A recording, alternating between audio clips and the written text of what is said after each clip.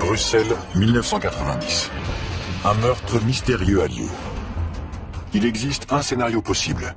Une équipe d'agents secrets s'est rapprochée de sa cible, l'un des experts en armement de Saddam Hussein, Gerald Bull. Dans ce type d'opération, les agents choisissent d'abord l'endroit idéal pour un assassinat, puis la meilleure façon de le faire. Ensuite, ils surveillent la cible de près et s'assurent de pouvoir facilement prendre la fuite. Voici les principaux suspects de ce meurtre de haut vol. Le Mossad, la CIA et le MI6. Ils voulaient tous sa peau, ne reste plus qu'à savoir qui serait le premier. Aujourd'hui, et pour la première fois, d'anciens agents du Mossad et de la CIA examinent la tactique et la technologie utilisée au cours de cet assassinat. C'est une technique d'assassinat rapide et sans douleur.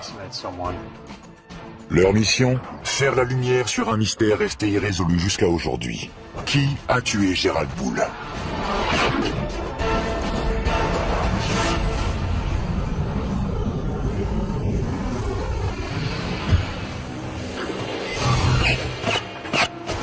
Un scientifique véreux, expert en armement, est abattu froidement. Les assassins disparaissent sans laisser de traces. Qui est derrière ce meurtre et quel est le mobile? Encore aujourd'hui, nous avons davantage de questions que de réponses quant au meurtre de Gerald Bull. 20 ans après les faits, une équipe d'ex-agents secrets israéliens et américains sort de l'ombre pour analyser ce crime et nous révéler un univers inconnu.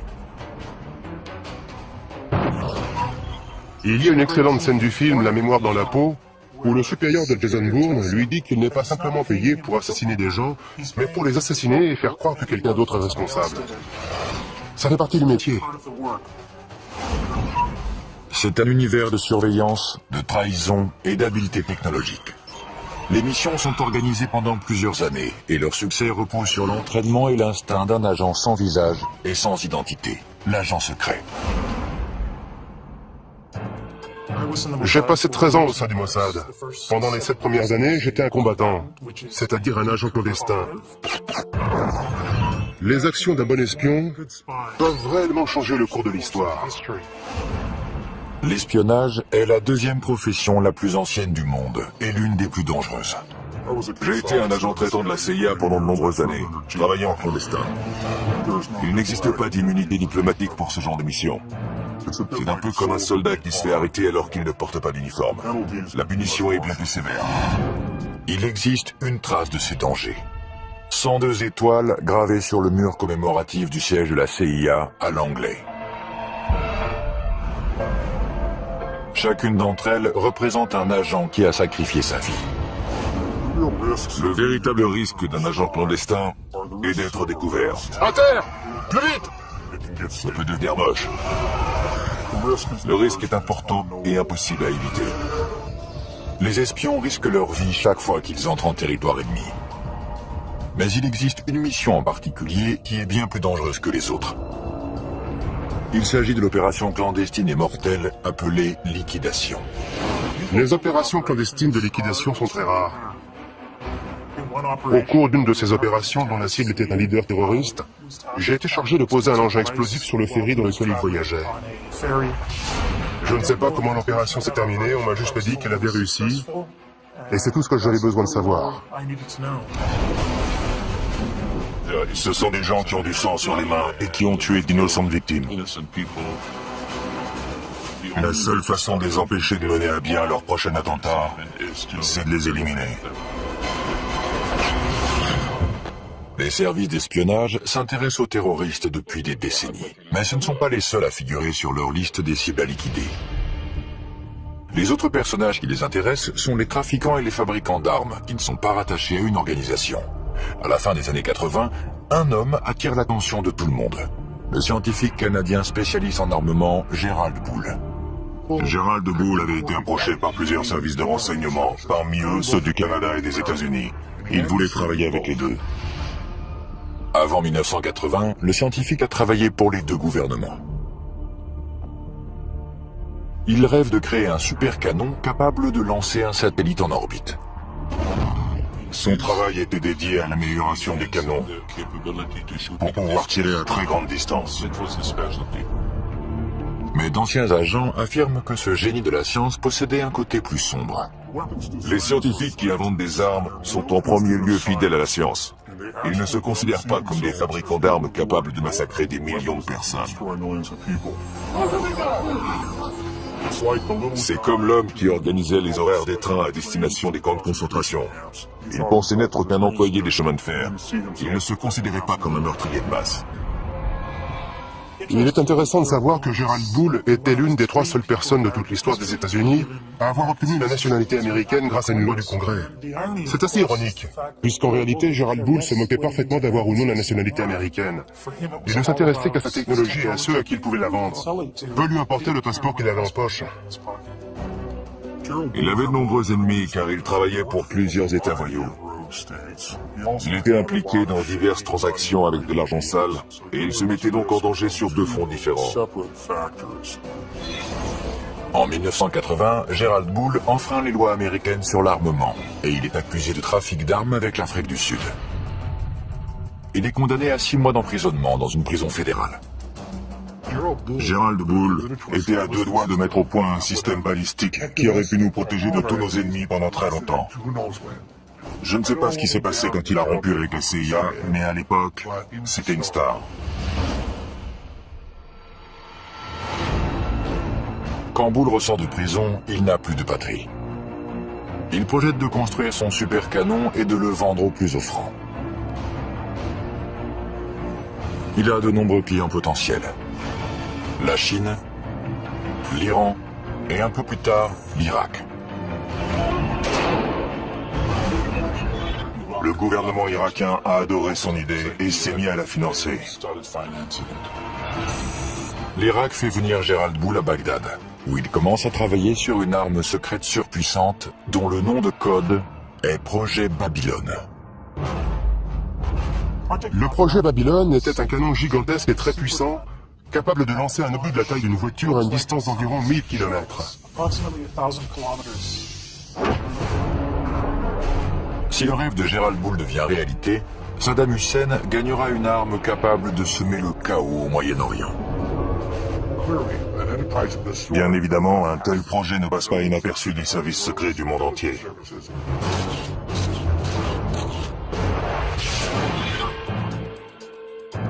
La nouvelle du projet Babylone se répand au sein des différents services de renseignement de la planète, y compris les services secrets israéliens, le Mossad.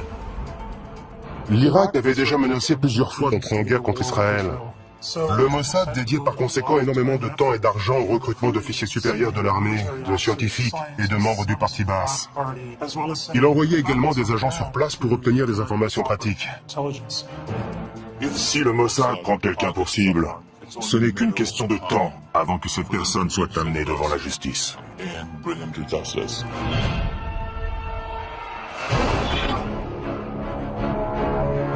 En Irak, Gerald Bull est très bien protégé.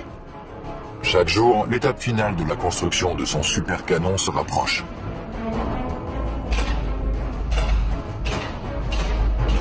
Le Moyen-Orient est une véritable poudrière, et Gerald Bull est sur le point d'y mettre le feu.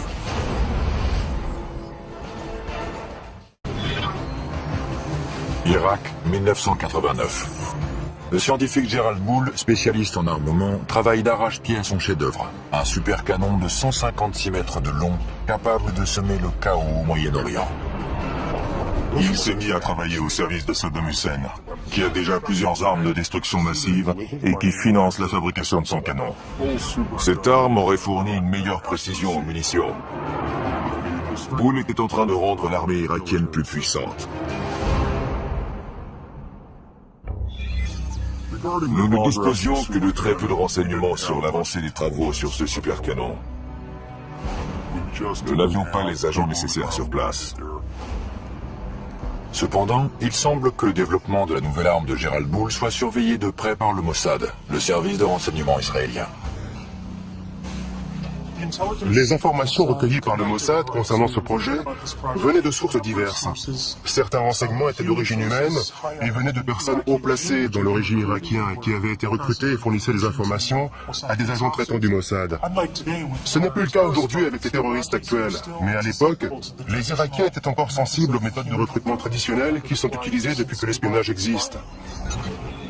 Le ROHUM, ou le renseignement d'origine humaine, est l'art de recueillir des informations par le biais d'entretiens, d'interrogatoires, de corruption et de chantage.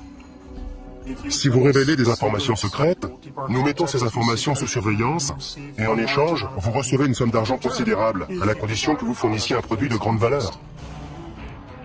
Pour les agents clandestins en Irak, le prix à payer peut être très élevé.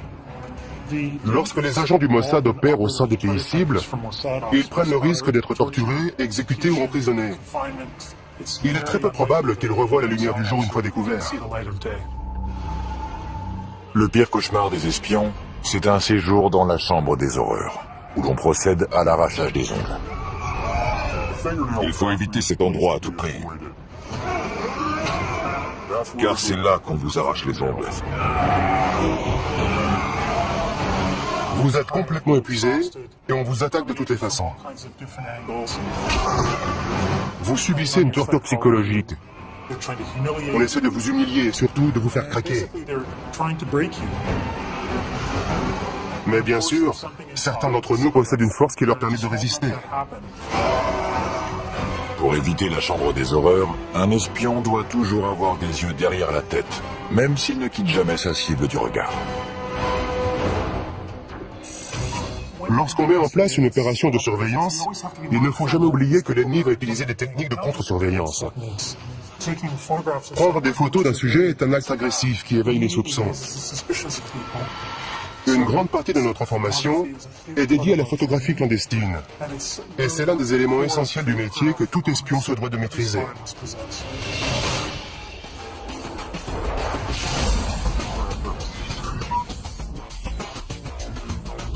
Michael Ross et Ishmael Jones, anciens agents des services secrets, nous présentent la technologie qui sert à la surveillance photographique. Ceci est un étui à lunettes. C'est un appareil photographique très ingénieux. Il y a un trou, et lorsqu'on l'ouvre, on découvre un appareil photo à l'intérieur qu'on peut relever. On peut le poser sur une table, prendre quelques photos, sortir ses lunettes, et les nettoyer, puis les ranger et refermer l'étui. Mais en réalité, c'est un équipement d'espion. Si quelqu'un ouvre cet étui, il comprend tout de suite que son propriétaire est dans l'espionnage. Mais moi, ce que j'utiliserais, c'est quelque chose de plus grand et de plus simple, un objet commun. C'est un appareil photo comme les touristes en utilisent partout dans le monde. Je le mets dans un sac. Il y a un filet à mailles, cela me permet de me rapprocher de la cible et de prendre des photos. J'utilise également une télécommande pour ne pas avoir besoin de toucher l'appareil. Je n'ai qu'à viser et appuyer. La surveillance d'un site à haute sécurité, comme celui de la fabrication d'armes du projet Babylone, est très risquée. La capture des agents aboutit à leur torture, ou pire encore.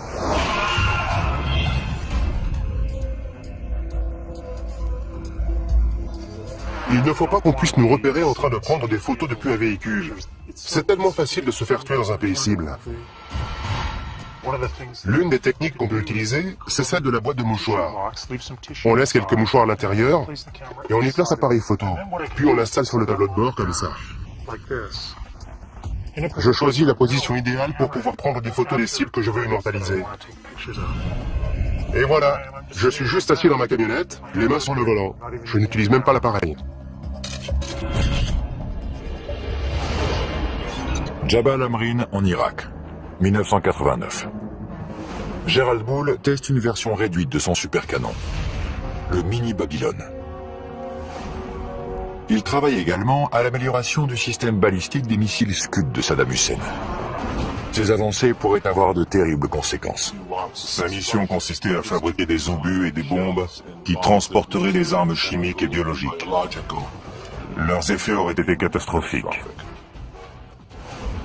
Pendant ce temps-là, le canon Babylone de 156 mètres de long en est encore au stade du balbutiement.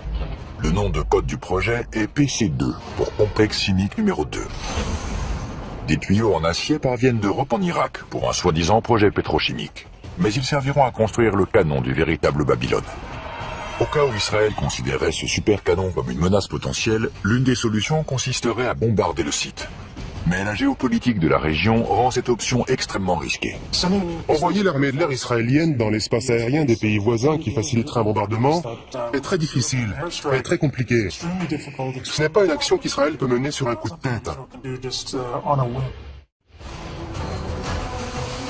Habile, impitoyable et mortel.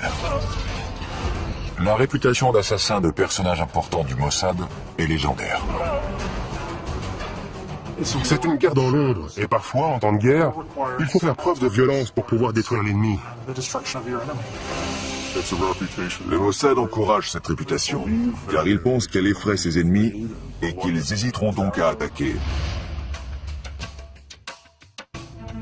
Gérald Boule et son canon surpuissant, financé par Saddam Hussein, représentent une menace potentielle aux yeux d'Israël. Le projet attire maintenant l'attention des services secrets du monde entier. Il venait en aide à l'Irak, et il savait pertinemment que ce pays était devenu l'ennemi des États-Unis. Le projet d'armes secrètes de Gérald Boule implique toute la planète. Des éléments essentiels à sa construction ont été fabriqués dans plusieurs pays différents. Gérald Boule effectue plusieurs allers-retours entre Bruxelles et le Moyen-Orient, et il reste quasiment intouchable lorsqu'il est en Irak. La logistique d'un assassinat alors qu'il est sous la protection du régime irakien est beaucoup trop compliquée. Il s'agit d'une opération d'une envergure trop importante pour être menée à bien. L'un des scénarios envisagés est d'attirer le scientifique hors d'Irak, en le faisant venir à Bruxelles à l'aide d'une tactique très utilisée. Flatter l'ego de la cible. Une fausse conférence a été annoncée, et il était invité à intervenir et à prononcer le discours liminaire de cet événement fictif. Les services de renseignement ont les moyens d'organiser une conférence, de faire venir des participants, financer l'événement, et inviter la cible à y participer en flattant sa vanité. On lui dit « Nous savons que vous êtes le plus grand spécialiste en canon du monde, et nous aimerions que vous participiez. » Selon Yuval Aviv, ceux qui essaient de piéger Gérald Boule l'ont alléché davantage en utilisant un pot de miel. Le pot de miel est un terme qui remonte à l'époque de la guerre froide. Le pot de miel, c'est une femme qui était probablement chargée de l'attirer hors d'Irak jusqu'en Europe. Il s'agissait certainement d'une jeune journaliste. Dans le cas de Gérald Boule, je ne suis pas certain qu'il y eut un pot de miel. Je pense qu'il voyageait régulièrement en Europe, puisque c'est là qu'il conduisait ses affaires. C'était beaucoup plus simple d'attendre qu'il revienne en Europe et le cibler ensuite.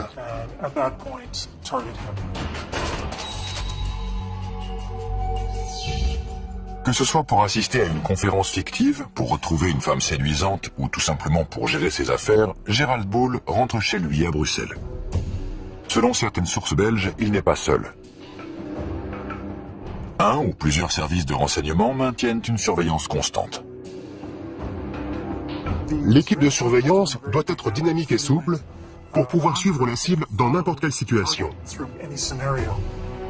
Le plus important, c'est d'être capable de découvrir où le sujet habite, quelles sont ses habitudes et quels endroits il fréquente.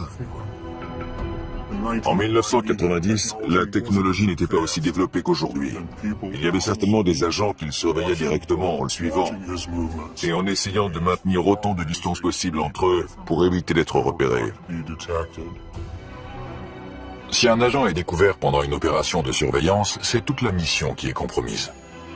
Maintenir une bonne couverture, c'est la seule protection efficace pour les agents qui opèrent au sein de pays ennemis. Ce ne sont ni les armes, ni la maîtrise des arts martiaux qui vous protègent dans cette situation, mais bel et bien votre couverture. La couverture des agents à Bruxelles devient capitale.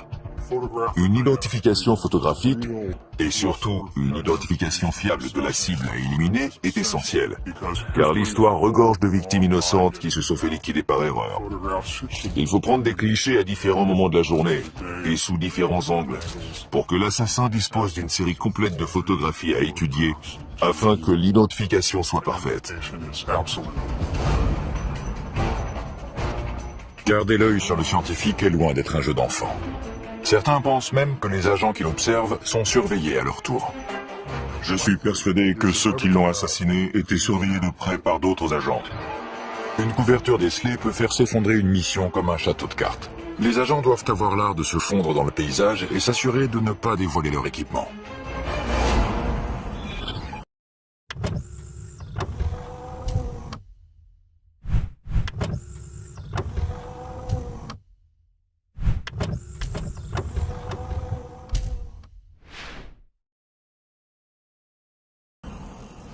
Celui-ci peut se transformer en...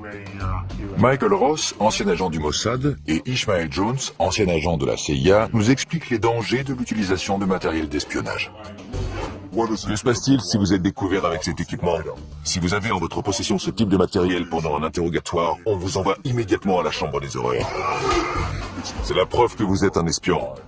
Si vous utilisez ce type d'objet, c'est que votre quartier général vous a confié une mission d'espionnage et les raisons pour lesquelles vous pourriez avoir besoin d'un tel équipement sont plus qu'évidentes. C'est ça qui me plaît dans cet objet. Il est ce qu'il est, il n'est pas camouflé. Il ne reste plus qu'à sortir l'antenne, relever les sécurités, et une fois la lumière allumée, si j'appuie sur ce bouton, boum, quelque chose va exploser quelque part. D'un autre côté, il existe ces appareils de communication qui sont très intéressants et de très bonne qualité. Si on ouvre cet étui à cigarette, on découvre l'appareil qui permet de communiquer. C'est formidable. Plusieurs de ces objets servent à communiquer. Ceci est en réalité l'ancêtre du téléphone portable. Ce côté devient un micro une fois retourné et mis en contact avec l'intérieur. On sort l'antenne et on peut communiquer. Mais le problème, comme souvent, c'est que même refermé, on peut voir que ce n'est pas un simple stylo, mais qu'il s'agit d'un appareil de communication. J'imagine déjà les interrogateurs en train de démonter. Ouais. Et de disposer toutes les pièces sur une table. La première chose qu'ils font une fois qu'ils vous ont attaché à une chaise, c'est de fouiller tous vos vêtements et vos affaires et de démonter tout ce qu'ils trouvent. On peut inventer des cachettes très ingénieuses, mais ils les découvrent toujours très rapidement. Règle numéro 1 de l'espionnage, ne pas être pris. Règle numéro 2, le moindre petit détail peut signer votre arrêt de mort. La préparation des agents du Mossad est un rituel consistant à passer soigneusement en revue chaque objet, chaque vêtement et chaque accessoire qu'ils vont emmener. On peut monter une opération gigantesque, mais si un de nos vêtements porte une étiquette fabriquée en Israël, tout s'effondre comme un château de cartes.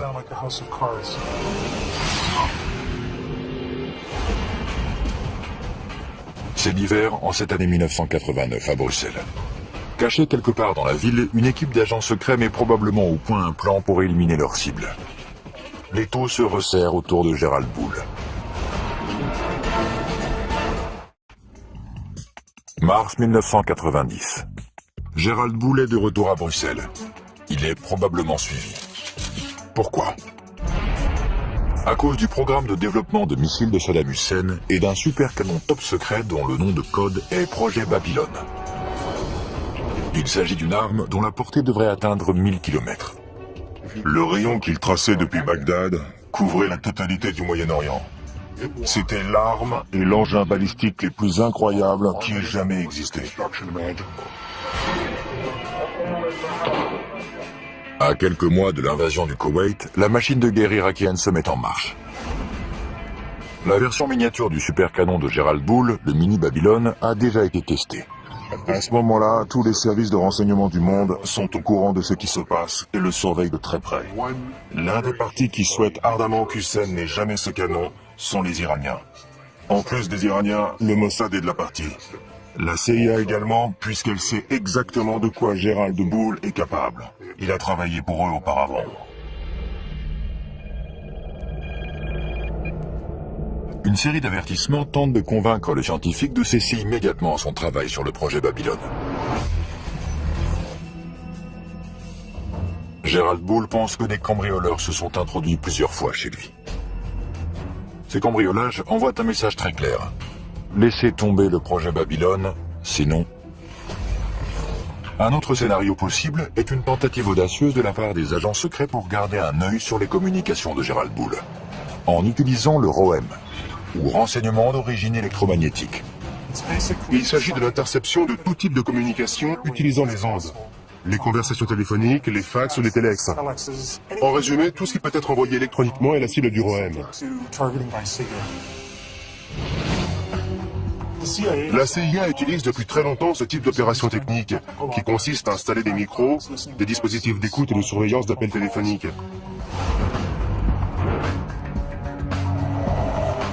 Donc, elle est toute désignée pour mener ce genre d'opération de surveillance, et particulièrement la surveillance électronique de la cible.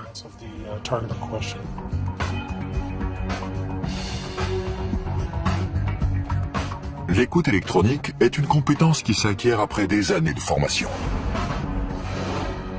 L'ancien agent de la CIA Ishmael Jones nous dévoile l'univers des micros et des transmetteurs cachés. Ces appareils de surveillance électronique permettent d'en apprendre davantage sur les cibles. On a placé des dispositifs datant de la guerre froide dans certains objets de cette pièce. Dans ce téléphone, par exemple. Voici l'appareil d'écoute. Il n'espionne pas la ligne téléphonique, mais écoute les bruits de la pièce en général, et bien entendu les conversations téléphoniques également. En voici un autre installé sous le siège d'une chaise de bureau standard. Cette partie doit ensuite être recouverte de bois ou de tissu pour ne plus être visible. Pour dissimuler un dispositif dans un livre, il faut l'installer dans le dos. C'est d'ailleurs un appareil de la CIA. On peut voir le dispositif audio en haut, les piles sont au centre, et les autres éléments de l'appareil sont en bas. C'est un transmetteur complet. Mais lorsque la cible est mobile, il faut pouvoir suivre ses conversations à travers la ville. L'une des solutions possibles remonte à la guerre froide. Voici un dispositif d'écoute de la guerre froide. L'avancée de cette technologie, c'est que les conversations de la cible peuvent être entendues, peu importe où elle se trouve, tant qu'elle porte ce manteau. L'inconvénient de cet appareil, c'est qu'il se remarque facilement. Il ne ressemble pas à un bouton normal. La cible peut s'en rendre compte et elle redoublerait alors de méfiance. Entrer par effraction dans l'appartement d'une cible importante comme Gerald Bull peut compromettre l'opération tout entière. On va devoir entrer par effraction, ou si possible avoir un rendez-vous sous de faux prétextes. Il faut alors réfléchir très vite à l'endroit où placer le micro. Le mieux est de disposer d'un mur commun tout à côté de la cible. On peut percer un trou dans le mur et y installer un dispositif audio ou vidéo. C'est une technique beaucoup plus intéressante. C'est plus simple d'avoir un appartement à soi pour y travailler. À Bruxelles, Gerald Bull est surveillé de près par une organisation sans visage et sans nom. Il reçoit un ultime avertissement. Cessez votre travail sur le projet Babylone. Mais il choisit d'ignorer la menace. La mission qui tente d'éviter la construction du supercanon de Saddam Hussein passe à la vitesse supérieure. La technique la plus simple pour stopper cette opération est d'éliminer Bull himself. Le spécialiste en armement canadien est condamné à mort. Bruxelles est un endroit idéal pour liquider un homme comme Gerald Bull. La ville est calme et sûre, et la cible se sent à l'aise et détendue. À Bruxelles, on entre en mode tourisme. Le scientifique pense que des cambrioleurs se sont introduits dans son appartement plusieurs fois, mais sans emporter d'objets de valeur. Il reçoit un ultime avertissement. Il doit cesser son travail sur le projet Babylone. De nombreux ennemis peuvent avoir été les auteurs de cette menace. Encore aujourd'hui, personne ne sait qui l'a appelé. La menace peut venir de différentes sources, y compris le Mossad ou l'Iran. D'après moi, les Iraniens pourraient très bien avoir assassiné Bull. Ils auraient pu le faire. Ils en avaient les moyens. Tous les plus grands services de renseignement sont capables de mener à bien une telle opération. Et ils l'ont déjà fait par le passé. La CIA, l'ancien KGB, aujourd'hui SVR, le MI6.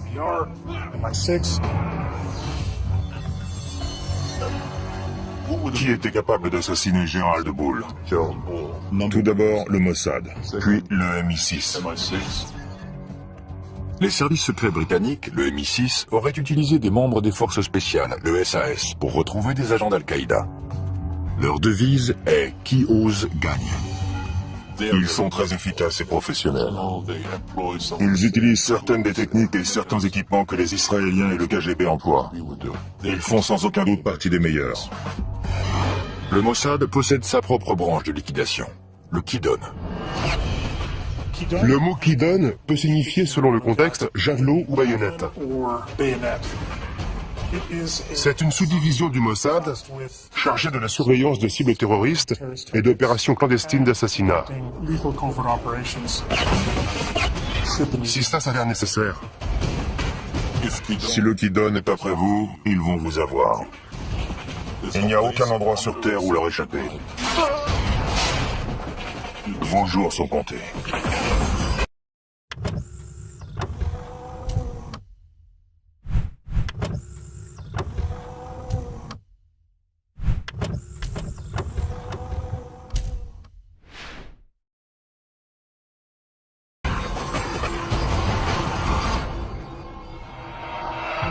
Bruxelles, mars 1990.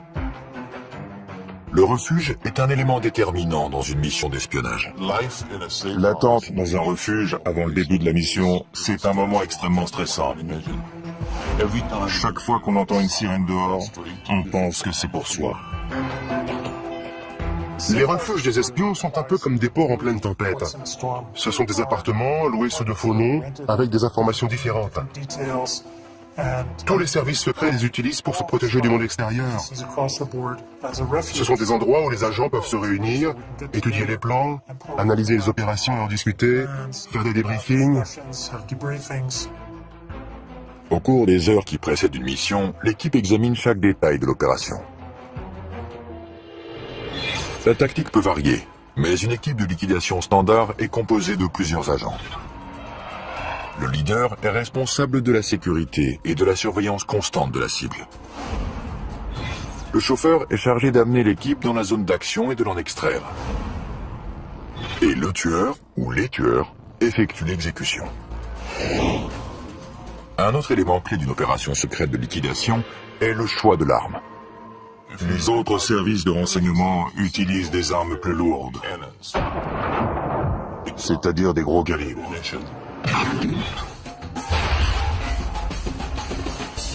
Mais le Mossad a décidé que la précision est prioritaire.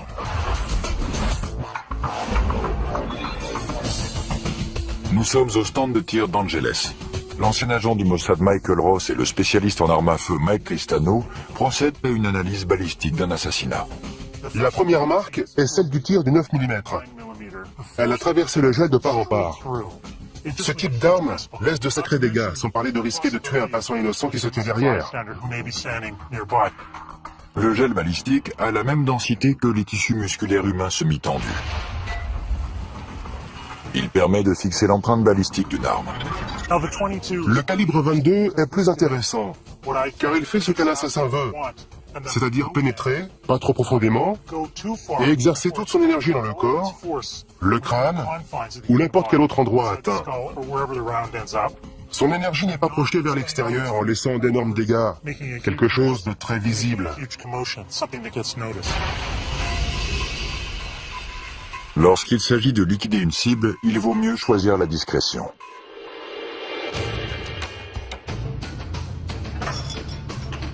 Un autre problème que peut rencontrer une équipe d'agents opérant à l'étranger est le transport d'armes vers un autre pays. En Europe, on peut facilement se procurer une arme sportive, même si la loi sur la possession d'armes est très stricte. On retire le canon, il faut ensuite le scier à cet endroit et le remplacer par la suite, car sur ce type d'arme, la chambre est située dans cette partie du canon. On retire aussi le magasin et on obtient une arme qui se rapproche d'un pistolet. Une fois les pièces les plus petites et les plus discrètes assemblées à nouveau, on obtient une arme de petite taille, idéale pour une exécution et similaire à celle que le Mossad utilise. Le résultat est un semi-automatique de calibre 22 à 7 coups et sur lequel on peut visser un silencieux. D'autres agents suggèrent que la valise diplomatique est un autre moyen efficace d'introduire clandestinement une arme dans un autre pays. Les valises diplomatiques sont indispensables aux services secrets, car elles permettent de transporter d'un pays à l'autre différents objets, allant d'images satellites à des armes si nécessaire. C'est une méthode sûre et efficace qui permet de déplacer des objets importants et de déjouer le contre-espionnage. L'arme, les agents et le plan sont prêts. L'équipe de liquidation d'origine inconnue se poste à proximité de l'appartement de Gerald Poole. Mais il reste encore un problème. Les autres services de renseignement qui pourraient surveiller la cible doivent être éloignés, mais sans recourir à la violence. On n'a pas le permis de tuer, comme James Bond, qui autorise à décider soi-même qui on peut liquider. On est uniquement autorisé à éliminer la cible identifiée au cours de la mission. Impossible d'ajouter quelqu'un d'autre à la liste. On ne peut pas tuer n'importe qui. Hors de question.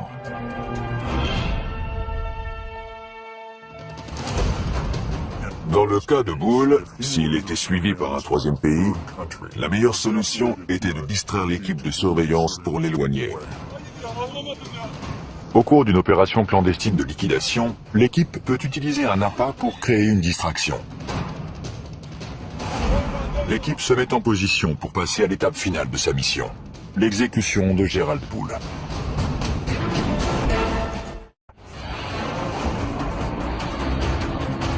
À la veille de la guerre du Golfe, Saddam Hussein a rassemblé un arsenal d'armes de longue portée. Le scientifique expert en armement Gerald Poole est l'un des fers de lance de cette initiative. L'étau se resserre, alors qu'un service de renseignement dont l'identité demeure inconnue le prend pour cible. Il compte l'éliminer avant que son arme détruise l'équilibre précaire du Moyen-Orient. Bruxelles, 22 mars 1990. Une équipe d'agents secrets est en position aux abords de l'appartement de Gerald Poole. Toute la mission et ses mois de préparation dépendent de ce moment précis. S'il s'agissait d'une opération du Mossad, alors les agents devaient être à leur poste pour communiquer les informations et les mouvements de la cible. Si on suit ce scénario, c'est ensuite au tueur désigné, une fois l'identité de la cible confirmée, d'entrer en action. Le tueur doit rester concentré sur la cible et son second se charge de sa sécurité et d'empêcher toute intervention extérieure. Le leader de l'équipe déployée est responsable de leur sécurité lors de l'extraction.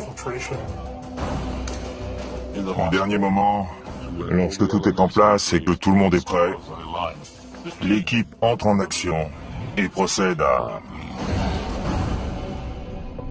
l'exécution.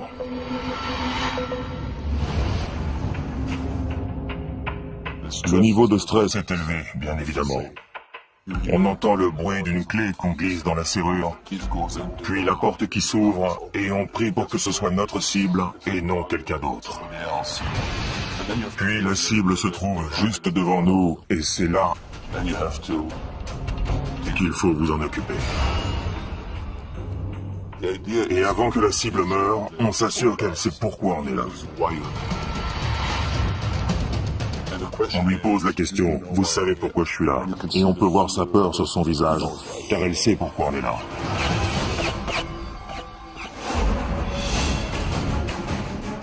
Une fois que c'est fait, tout le reste de votre équipe est en mode « Comment fuir ?» Comment sortir de toute cette zone sans être vu et disparaître? Le leader emboîte le pas du tueur alors qu'il se dirige vers un véhicule pour s'enfuir. Il s'éloigne en prenant deux virages à 90 degrés pour que personne ne puisse voir dans quelle direction il se dirige. Après ces deux virages à angle droit, ils arrivent au point d'extraction où un autre véhicule les attend. L'équipe s'éloigne pour disparaître à tout jamais. Il n'y a aucun témoin. Gerald Poole a été abattu de plusieurs balles. Et personne n'a rien entendu. Le tueur a utilisé un modérateur de son, plus communément appelé silencieux. Il s'agit d'un dispositif essentiel à une liquidation rapprochée. De retour au stand de tir d'Angeles, Michael Ross et l'expert en armes à feu Mike Tristano nous exposent la science du silence. Voici un 9 mm non muni d'un silencieux.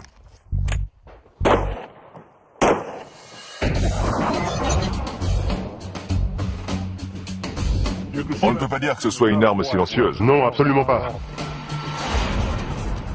L'arme de prédilection du Mossad pour les exécutions est un pistolet de calibre 22 équipé d'un silencieux. Le principe d'un modérateur ou silencieux est assez simple. On le place sur la bouche du canon d'une arme à feu. Le mécanisme interne est une série de rondelles qui piègent les gaz libérés lors d'un tir. Le bruit est émis lorsque le percuteur heurte la balle, qui est ainsi projetée hors du canon. Si on parvient à étouffer ce bruit, à dissiper ces gaz avant que la balle ne sorte du canon, le tir devient très silencieux. Un silencieux peut réduire le niveau sonore d'un coup de feu de 30 décibels. Un autre avantage du silencieux est qu'il améliore la précision du tir. Le canon est rallongé, le tir est donc un peu plus précis. C'est le même principe qu'avec un fusil. Il est plus précis parce que le canon est plus long. Comme vous le voyez, les impacts sont relativement groupés. Je crois qu'on peut dire qu'il est mort. Grâce à leur technologie et à leur habileté, les assassins de Gerald Bull ont pu s'échapper sans être repérés. Mais le mystère reste entier. Qui a appuyé sur la détente? La probabilité qu'un service de renseignement étranger soit responsable de l'assassinat est grande. Le premier qui vient à l'esprit est le Mossad. Il est bien connu que le Mossad procède à des liquidations. Il existe une autre possibilité. Le tueur est peut-être un agent d'un autre service secret travaillant en collaboration avec le Mossad. La seule organisation qui pourrait collaborer avec le Mossad est le MI6 britannique. Le Mossad n'a jamais collaboré avec d'autres services, par peur que l'autre organisation ne soit pas à la hauteur, qu'il y ait trop de paperasserie et que toute la mission soit ralentie. Mais ils ont collaboré à de nombreuses reprises avec le MI6. Et avec succès. De nombreux spécialistes sont persuadés que les responsables sont des agents du Mossad. Mais le résultat des analyses balistiques ne correspond pas à leur mode opératoire. Un pistolet calibre 22 avec silencieux. L'élément intéressant dans cette affaire est que Gerald Bull a été assassiné avec une arme de gros calibre. La scène a donc dû être très sanglante et je pense que cela indique que le tueur n'était pas un professionnel. Mais il existe bien entendu la possibilité que les tueurs aient choisi de faire croire que quelqu'un d'autre, nettement moins professionnel, était responsable du meurtre. Un troisième scénario pointe du doigt une autre organisation qui aurait été postée devant l'appartement de Gerald Bull avant l'assassinat. Les Iraniens. Les Iraniens figurent en bonne place sur la liste des suspects potentiels, au vu du simple fait que toute arme développée par l'Irak pourrait être utilisée contre eux. L'Iran a des agents, mais ceux-ci ne maîtrisent pas la sophistication déployée dans cette liquidation. La CIA est un autre suspect potentiel de l'assassinat de Gerald Bull. Gerald Bull constituait une menace suprême. Et je pense que l'agence aurait fait appel à un allié qui utilisait des méthodes de liquidation.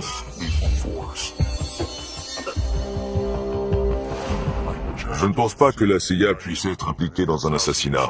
Mais il est possible que l'un de ses responsables ait mentionné que Gerald Bull était un problème et qu'il faudrait qu'il soit éliminé. Parfois, ce qui favorise l'action est de se taire alors qu'on sait ce qui se passe. L'univers de l'espionnage est souvent comparé à un palais des glaces. La réalité n'est jamais vraiment ce qu'elle semble être. Le mystère qui entoure la mort de Gerald Bull reste entier. L'identité de l'assassin reste inconnue. Est-ce que certains services de renseignement étaient au courant de l'exécution? Et si oui, combien? Une seule chose reste certaine. Quelqu'un a violemment mis un terme à la vie de ce brillant scientifique.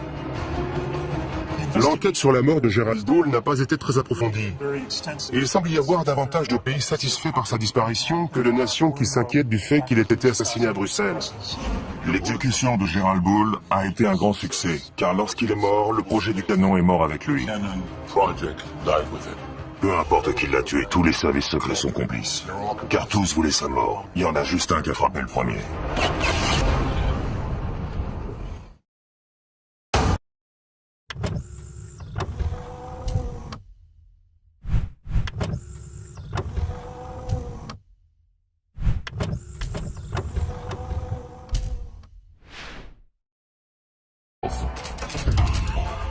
Le spécialiste en armement canadien est condamné à mort.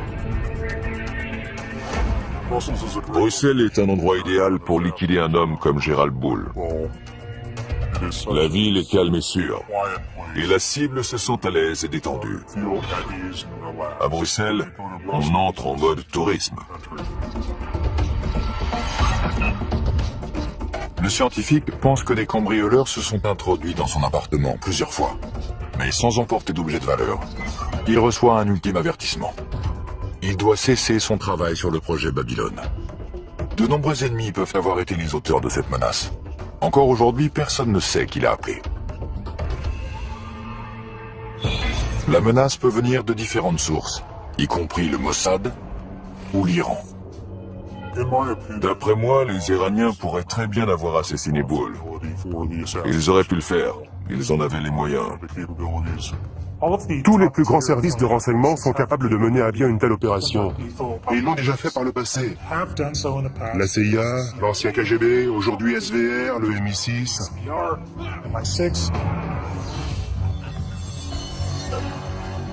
Qui était capable d'assassiner Gerald Bull? Tout d'abord le Mossad, puis le MI6. Les services secrets britanniques, le MI6, auraient utilisé des membres des forces spéciales, le SAS, pour retrouver des agents d'Al-Qaïda. Leur devise est « Qui ose gagne ». Ils sont très efficaces et professionnels. Ils utilisent certaines des techniques et certains équipements que les Israéliens et le KGB emploient. Ils font sans aucun doute partie des meilleurs. Le Mossad possède sa propre branche de liquidation, le Kidon. Le mot qui donne peut signifier, selon le contexte, javelot ou baïonnette. C'est une sous-division du Mossad chargée de la surveillance de cibles terroristes et d'opérations clandestines d'assassinat. Si ça s'avère nécessaire. Si le Kidon n'est pas près vous, ils vont vous avoir. Il n'y a aucun endroit sur Terre où leur échapper. Vos jours sont comptés.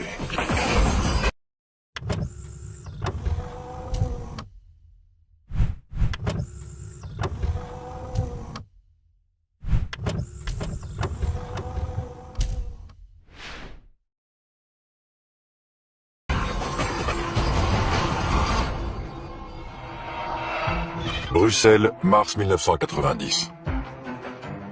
Le refuge est un élément déterminant dans une mission d'espionnage.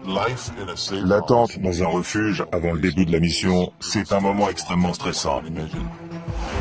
Chaque fois qu'on entend une sirène d'eau, on est uniquement autorisé à éliminer la cible identifiée au cours de la mission. Impossible d'ajouter quelqu'un d'autre à la liste. On ne peut pas tuer n'importe qui. Hors de question.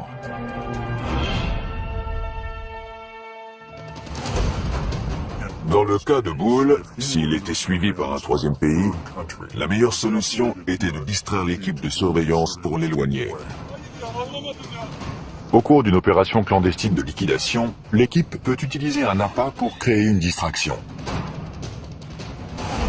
L'équipe se met en position pour passer à l'étape finale de sa mission, l'exécution de Gerald Bull.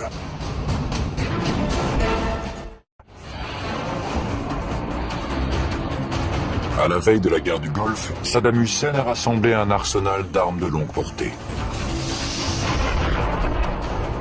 Le scientifique expert en armement Gerald Bull est l'un des fers de lance de cette initiative.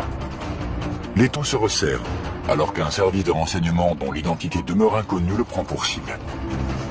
Il compte l'éliminer avant que son arme détruise l'équilibre précaire du Moyen-Orient. Bruxelles, 22 mars 1990. Une équipe d'agents secrets est en position aux abords de l'appartement de Gerald Bull. Toute la mission et ses mois de préparation dépendent de ce moment précis. S'il s'agissait d'une opération du Mossad, alors les agents devaient être à leur poste pour communiquer les informations et les mouvements de la cible.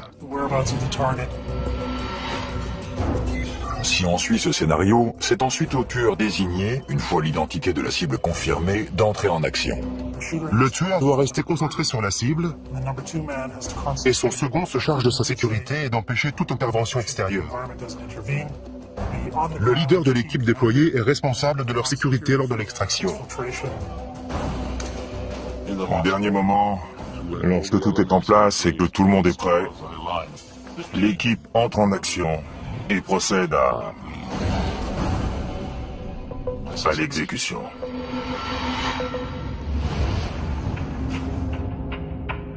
Le niveau de stress est élevé, bien évidemment. On entend le bruit d'une clé qu'on glisse dans la serrure, puis la porte qui s'ouvre, et on prie pour que ce soit notre cible et non quelqu'un d'autre. Puis la cible se trouve juste devant nous, et c'est là qu'il faut vous en occuper. Et avant que la cible meure, on s'assure qu'elle sait pourquoi on est là. On lui pose la question, vous savez pourquoi je suis là? Et on peut voir sa peur sur son visage, car elle sait pourquoi on est là. La cible identifiée au cours de la mission. Impossible d'ajouter quelqu'un d'autre à la liste. On ne peut pas tuer n'importe qui. Hors de question.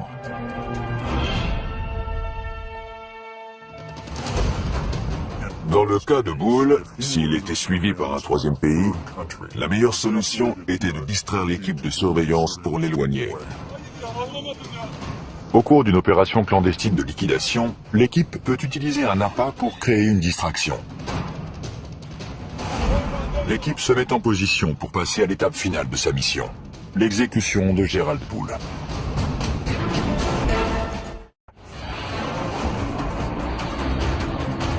À la veille de la guerre du Golfe, Saddam Hussein a rassemblé un arsenal d'armes de longue portée. Le scientifique expert en armement Gerald Bull est l'un des fers de lance de cette initiative. L'étau se resserre, alors qu'un service de renseignement dont l'identité demeure inconnue le prend pour cible. Il compte l'éliminer avant que son arme détruise l'équilibre précaire du Moyen-Orient. Bruxelles, 22 mars 1990. Une équipe d'agents secrets est en position aux abords de l'appartement de Gerald Bull. Toute la mission et ses mois de préparation dépendent de ce moment précis. S'il s'agissait d'une opération du Mossad, alors les agents devaient être à leur poste pour communiquer les informations et les mouvements de la cible. Si on suit ce scénario, c'est ensuite au tueur désigné, une fois l'identité de la cible confirmée, d'entrer en action. Le tueur doit rester concentré sur la cible et son second se charge de sa sécurité et d'empêcher toute intervention extérieure. Le leader de l'équipe déployée est responsable de leur sécurité lors de l'extraction. Au dernier moment, lorsque tout est en place et que tout le monde est prêt, l'équipe entre en action et procède à l'exécution.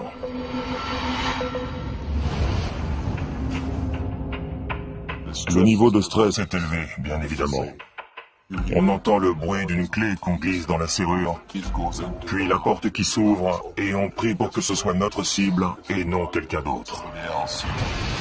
Puis la cible se trouve juste devant nous, et c'est là qu'il faut vous en occuper.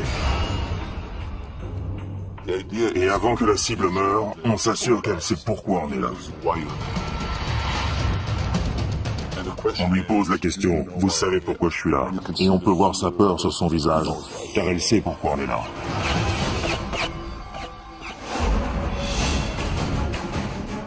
Une fois que c'est fait, c'est comme l'homme qui organisait les horaires des trains à destination des camps de concentration.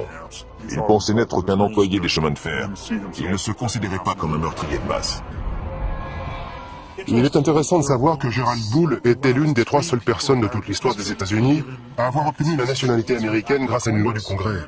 C'est assez ironique, puisqu'en réalité, Gerald Bull se moquait parfaitement d'avoir ou non la nationalité américaine. Il ne s'intéressait qu'à sa technologie et à ceux à qui il pouvait la vendre. Peu lui importait le passeport qu'il avait en poche. Il avait de nombreux ennemis car il travaillait pour plusieurs États voyous.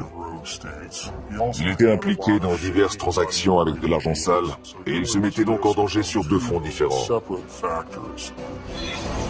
En 1980, Gerald Bull enfreint les lois américaines sur l'armement et il est accusé de trafic d'armes avec l'Afrique du Sud. Il est condamné à 6 mois d'emprisonnement dans une prison fédérale. Gérald Bull était à 2 doigts de mettre au point un système balistique qui aurait pu nous protéger de tous nos ennemis pendant très longtemps. Je ne sais pas ce qui s'est passé quand il a rompu avec la CIA, mais à l'époque, c'était une star. Quand Bull ressort de prison, il n'a plus de patrie. Il projette de construire son super canon et de le vendre au plus offrant. Il a de nombreux clients potentiels. La Chine, l'Iran et un peu plus tard, l'Irak. Le gouvernement irakien a adoré son idée et s'est mis à la financer. L'Irak fait venir Gérald Bull à Bagdad, où il commence à travailler sur une arme secrète surpuissante dont le nom de code est Projet Babylone. Le projet Babylone était un canon gigantesque et très puissant, capable de lancer un obus de la taille d'une voiture à une distance d'environ 1000 km. Si le rêve de Gérald Bull devient réalité, Saddam Hussein gagnera une arme capable de semer le chaos au Moyen-Orient. Bien évidemment, un tel projet ne passe pas inaperçu des services secrets du monde entier.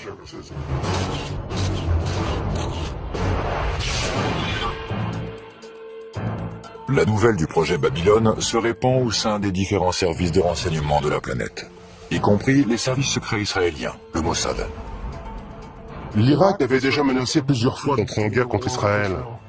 Le Mossad dédiait par conséquent énormément de temps et d'argent au recrutement d'officiers supérieurs de l'armée, de scientifiques et de membres du parti Baas.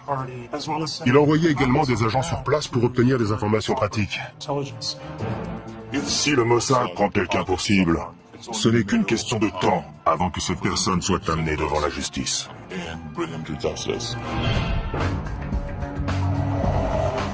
Donc, elle est toute désignée pour mener ce genre d'opération de surveillance, et particulièrement la surveillance électronique de la cible.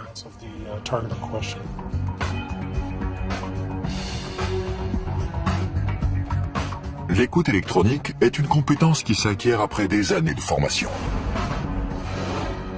L'ancien agent de la CIA Ishmael Jones nous dévoile l'univers des micros et des transmetteurs cachés. Ces appareils de surveillance électronique permettent d'en apprendre davantage sur les cibles. On a placé des dispositifs datant de la guerre froide dans certains objets de cette pièce. Dans ce téléphone, par exemple. Voici l'appareil d'écoute.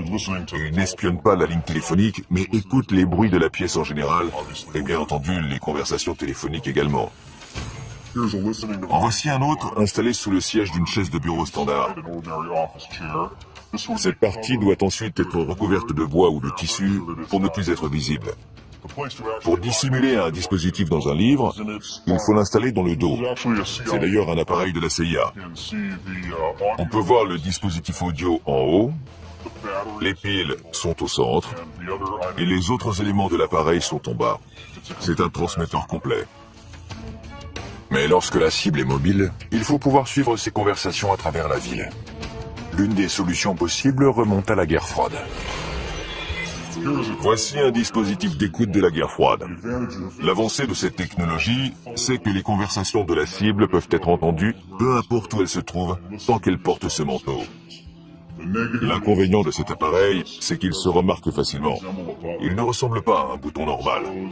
La cible peut se rendre compte et elle redoublerait alors de méfiance. Entrer par effraction dans l'appartement d'une cible importante comme Gérald Bull peut compromettre l'opération tout entière.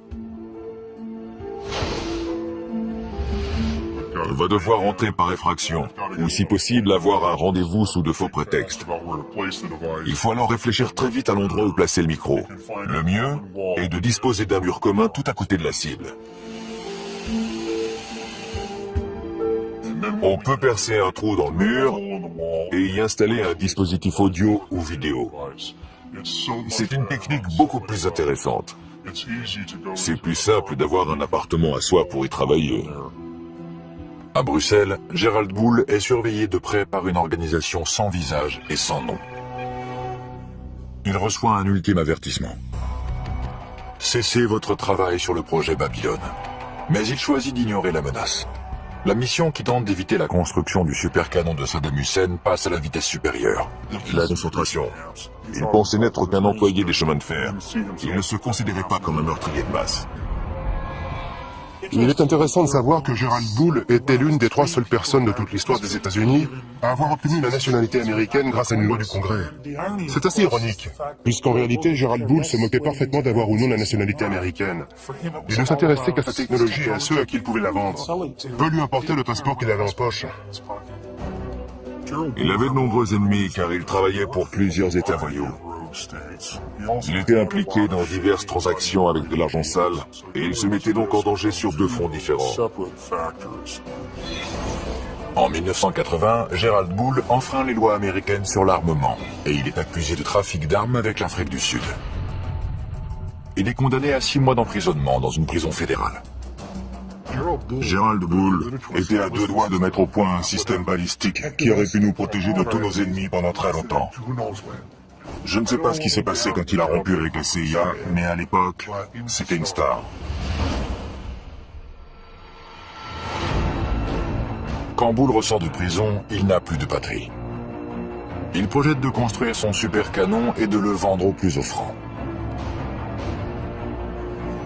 Il a de nombreux clients potentiels. La Chine, l'Iran et un peu plus tard, l'Irak. Le gouvernement irakien a adoré son idée et s'est mis à la financer. L'Irak fait venir Gerald Bull à Bagdad, où il commence à travailler sur une arme secrète surpuissante dont le nom de code est Projet Babylone. Le projet Babylone était un canon gigantesque et très puissant, capable de lancer un obus de la taille d'une voiture à une distance d'environ 1000 km. Si le rêve de Gerald Bull devient réalité, Saddam Hussein gagnera une arme capable de semer le chaos au Moyen-Orient. Bien évidemment, un tel projet ne passe pas inaperçu des services secrets du monde entier.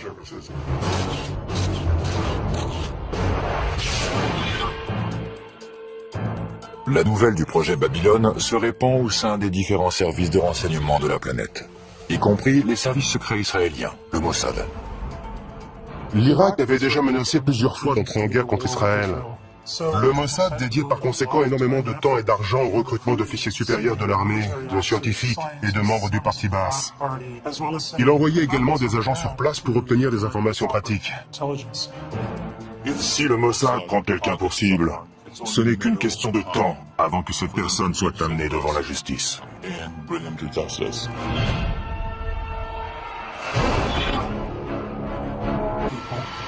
Une grande partie de notre information est dédiée à la photographie clandestine. Et c'est l'un des éléments essentiels du métier que tout espion se doit de maîtriser.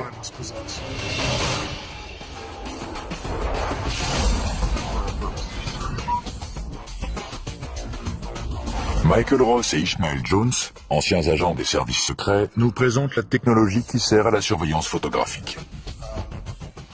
Ceci est un étui à lunettes. C'est un appareil photographique très ingénieux. Il y a un trou, et lorsqu'on l'ouvre, on découvre un appareil photo à l'intérieur qu'on peut relever. On peut le poser sur une table, prendre quelques photos, sortir ses lunettes, et les nettoyer, puis les ranger, refermer l'étui. Mais en réalité, c'est un équipement d'espion. Si quelqu'un ouvre cet étui, il comprend tout de suite que son propriétaire est dans l'espionnage. Mais moi, ce que j'utiliserais, c'est quelque chose de plus grand et de plus simple, un objet commun. C'est un appareil photo comme les touristes en utilisent partout dans le monde. Je le mets dans un sac. Il y a un filet à mailles, cela me permet de me rapprocher de la cible et de prendre des photos. J'utilise également une télécommande pour ne pas avoir besoin de toucher l'appareil. Je n'ai qu'à viser et appuyer. La surveillance d'un site à haute sécurité, comme celui de la fabrication d'armes du projet Babylone, est très risquée. La capture des agents aboutit à leur torture, ou pire encore.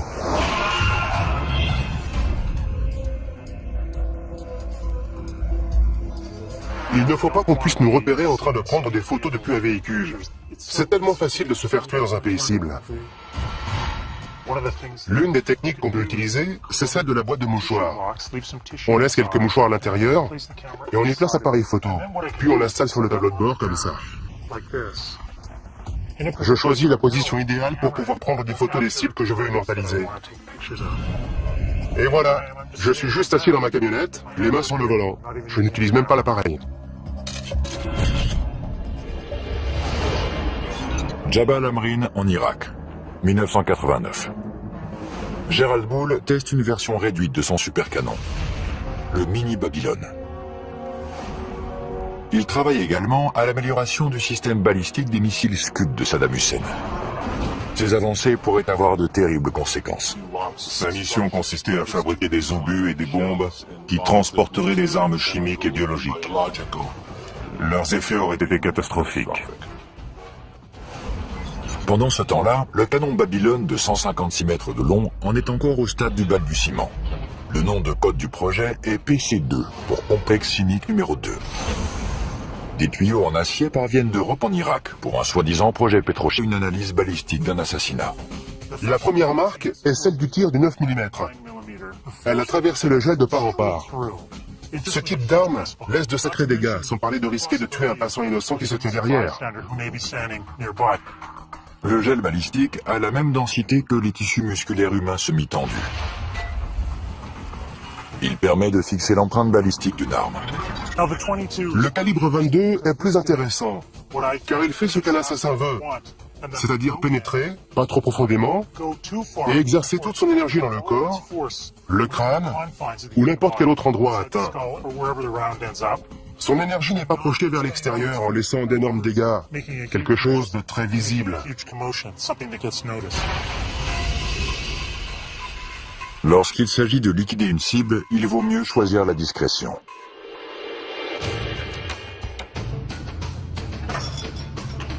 Un autre problème que peut rencontrer une équipe d'agents opérant à l'étranger est le transport d'armes vers un autre pays. En Europe, on peut facilement se procurer une arme sportive, même si la loi sur la possession d'armes est très stricte. On retire le canon, il faut ensuite le scier à cet endroit et le remplacer par la suite, car sur ce type d'arme, la chambre est située dans cette partie du canon. On retire aussi le magasin et on obtient une arme qui se rapproche d'un pistolet. Une fois les pièces les plus petites et les plus discrètes assemblées à nouveau, on obtient une arme de petite taille, idéale pour une exécution et similaire à celle que le Mossad utilise. Le résultat est un semi-automatique de calibre 22 à 7 coups et sur lequel on peut visser un silencieux. D'autres agents suggèrent que la valise diplomatique est un autre moyen efficace d'introduire clandestinement une arme dans un autre pays. Les valises diplomatiques sont indispensables aux services secrets, car elles permettent de transporter d'un pays à l'autre différents objets, allant d'images satellites à des armes si nécessaire. C'est une méthode sûre et efficace qui permet de déplacer des objets importants et de déjouer le contre-espionnage. L'arme, les agents et le plan sont prêts. L'équipe de liquidation d'origine inconnue se poste à proximité de l'appartement de Gerald Bull. Mais il reste encore un problème. Les autres services de renseignement qui pourraient surveiller la cible doivent être éloignés, mais sans recourir à la violence. On n'a pas le permis de tuer, comme James Bond, qui autorise à décider soi-même qui on peut liquider. On est uniquement autorisé à éliminer la cible identifiée au cours de la mission. Impossible d'ajouter quelqu'un d'autre à la liste. On ne peut pas tuer n'importe qui. Hors de question. Le Mossad n'a jamais collaboré avec d'autres services, par peur que l'autre organisation ne soit pas à la hauteur, qu'il y ait trop de paperasserie et que toute la mission soit ralentie. Mais ils ont collaboré à de nombreuses reprises avec le MI6. Et avec succès. De nombreux spécialistes sont persuadés que les responsables sont des agents du Mossad. Mais le résultat des analyses balistiques ne correspond pas à leur mode opératoire. Un pistolet calibre 22 avec silencieux.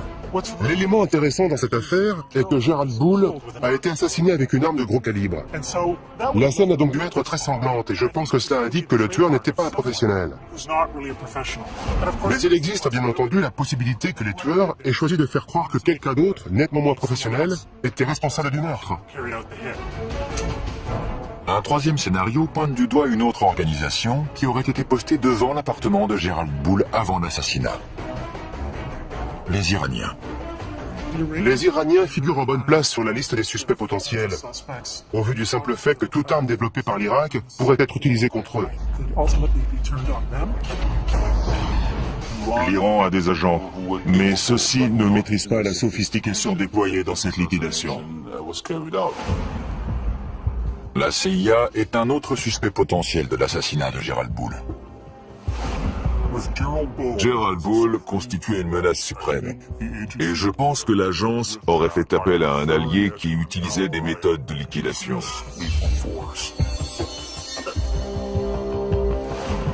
Je ne pense pas que la CIA puisse être impliquée dans un assassinat.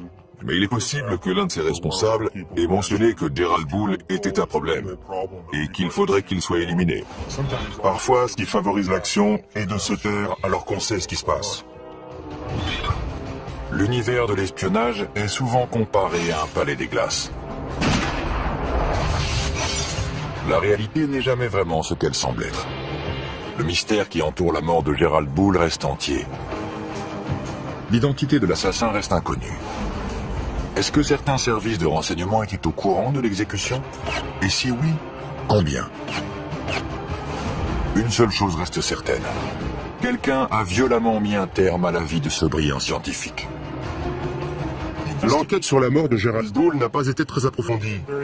Il semble y avoir davantage de pays satisfaits par sa disparition que de nations qui s'inquiètent du fait qu'il ait été assassiné à Bruxelles.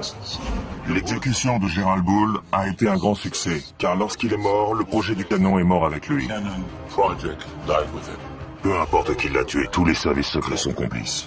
Car tous voulaient sa mort. Il y en a juste un qui a frappé le premier.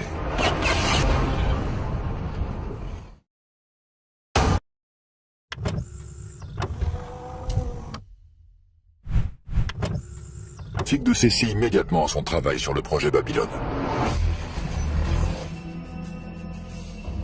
Gerald Bull pense que des cambrioleurs se sont introduits plusieurs fois chez lui. Ces cambriolages envoient un message très clair. Laissez tomber le projet Babylone, sinon... Un autre scénario possible est une tentative audacieuse de la part des agents secrets pour garder un œil sur les communications de Gerald Bull, en utilisant le ROM, ou renseignement d'origine électromagnétique. Il s'agit de l'interception de tout type de communication utilisant les ondes. Les conversations téléphoniques, les fax ou les téléx. En résumé, tout ce qui peut être envoyé électroniquement est la cible du ROM. La CIA utilise depuis très longtemps ce type d'opération technique, qui consiste à installer des micros, des dispositifs d'écoute et de surveillance d'appels téléphoniques.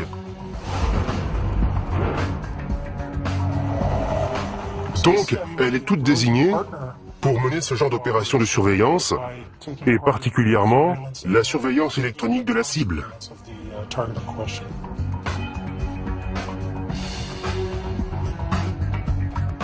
L'écoute électronique est une compétence qui s'acquiert après des années de formation. L'ancien agent de la CIA Ishmael Jones nous dévoile l'univers des micros et des transmetteurs cachés. Ces appareils de surveillance électronique permettent d'en apprendre davantage sur les cibles. On a placé des dispositifs datant de la guerre froide dans certains objets de cette pièce. Dans ce téléphone, par exemple. Voici l'appareil d'écoute.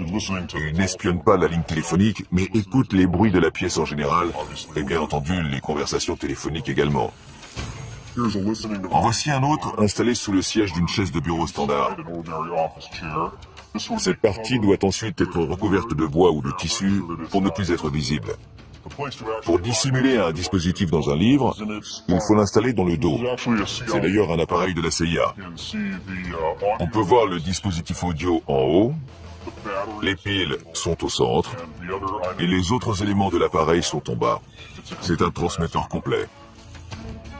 Mais lorsque la cible est mobile, il faut pouvoir suivre ses conversations à travers la ville. L'une des solutions possibles remonte à la guerre froide. Voici un dispositif d'écoute de la guerre froide. L'avancée de cette technologie, c'est que les conversations de la cible peuvent être entendues, peu importe où elle se trouve, tant qu'elle porte ce manteau. L'inconvénient de cet appareil, c'est qu'il se remarque facilement. Il ne ressemble pas à un bouton normal. La cible peut se rendre compte et elle redoublerait alors de méfiance.